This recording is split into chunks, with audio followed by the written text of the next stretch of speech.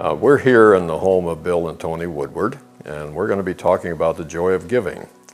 Bill and Toni, at South Point, we've been going through quite a journey, a spiritual journey in the last several weeks, and I know you've had a journey of your own, and I was wondering if you'd share that with us. When we first met, I worked for an airline, Scandinavian Airlines, and Toni was a travel agent. And during the course of events, my company moved us to Seattle. They made some changes, and so we had to go back to the West Coast, you might say headquarters for it. And we were there for about a year and a half, and we felt that after we kept going back for our family and some friends, and we felt the desire to go back. And so we talked to God about it, because we always do that before we make moves and where we're going to go. And we felt that He had led us to do this. That's right. So I went to work for a friend in Portland, Oregon. And when that happened, we did take a $6,000 a year pay cut. But that was okay, because we felt that we could handle this and this would just be fine. Well, unfortunately, when we started to work there, I didn't know this, but the gentleman was very sick. And he died a very short period after that. And when that happened, since he didn't do his due diligence in putting together the proper events when you have changes in a company, there was some turmoil, and the company was eventually sold to another company. My salary was reduced by 30%. Wow. Now, that was a big blow to us, because we'd already taken a $6,000 pay cut to move to Portland, and we felt that we could do this and still take care of everything that needed to be taken care of. But when the 30% pay cut came, it was devastating. It came down. We had to choose what to do without. Yes. With that pay cut, we could pay our house payment and our electricity, and that was it. There was no money for food, no money for anything else. First thing I did was think, I'll just go get a job. Sure. And help out. But I was doing a lot of volunteering. I was very involved with Habitat for Humanity, with the families themselves that were getting the houses.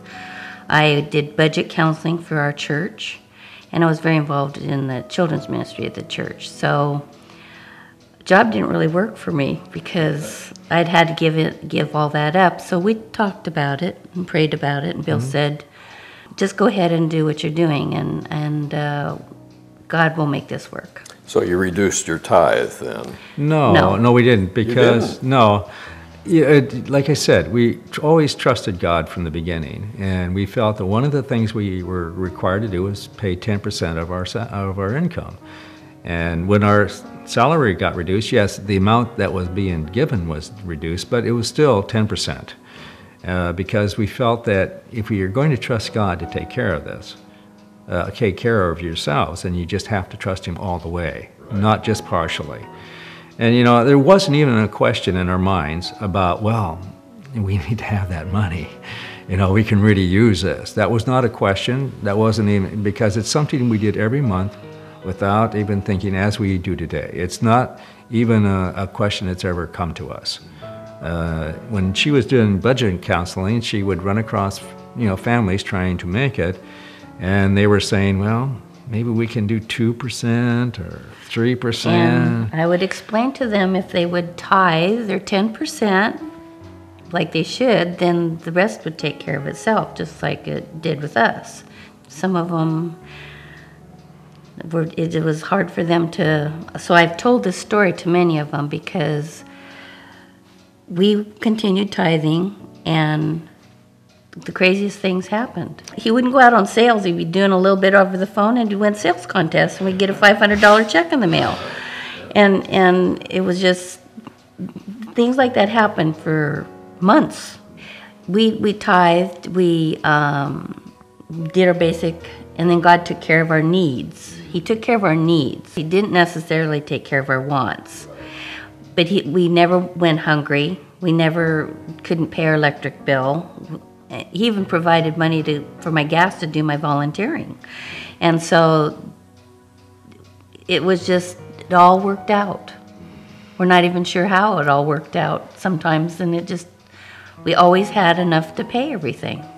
For us, though, it was such a time when we look back at it, we don't know why God allowed us to go through this. I think it's sort of twofold. It helped Toni in her debt counseling for people because we lived what we believed, and when you live what you believe, you can share that and it's real, and people can see that.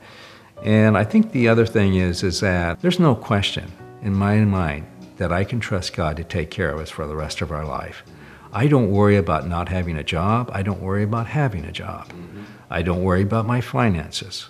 All I know is if you put God first in your home, and that includes tithing, right off the top, first thing, no thought process, you just take care of that and with the check, and you do it to your local church, and God honors that.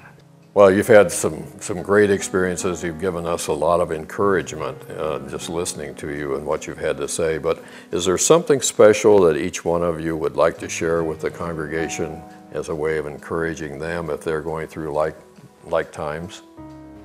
Tithe with joy, because you can't outgive God.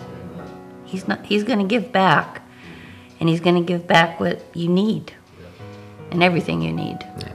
And we just know that God loves you so much that when you make Him first, and that includes finances, but it's more than that. It includes finances and in your life and service and all parts of it. You make Him first, He takes care of you in a mighty way. And you can just sit back sometimes and say, I don't know how this works, but I am so blessed and so thankful.